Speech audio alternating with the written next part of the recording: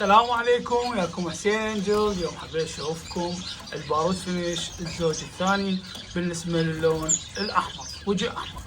مثل ما تشوفون الطيور بلشت تكمل تصفى بالنسبه للريش مالتها. طبعا اهم نقطه بالبارود فينيش انه مثلا بالانتاج انه تخلي هذه الطيور كامله مكمله بالنسبه للريش، لان هذا يعتمد على شخصيه لازم يفرض روحه على الطيره حتى يكون يسيطر عليها بالتزاوج.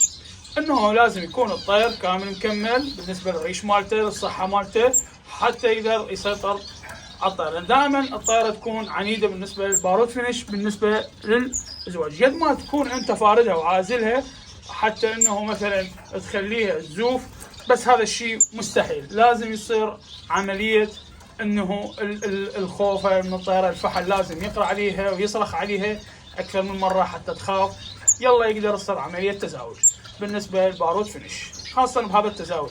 يعني واذا كان بالهدد راح شويه يشتع قلبك البارود فينيش، مو مثل ما انت تحصره او بخانه، يكون افضل بالانتاج واسرع.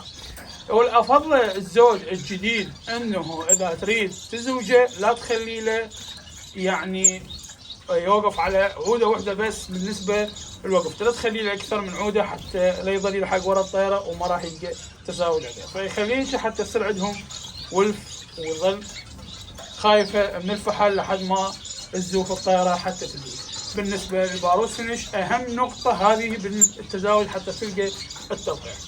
يعني بعض الطيور تبيض بس هي مملقحه ولا ابد ولا واصل التزاوج، لان اصلا الخانه كبيره او هو بهدد، فهي اصلا لما تقماط بس هي ما اخذت اي كفزه من الفحل، لان هي من خوفها ما راح تعطي اي شيء.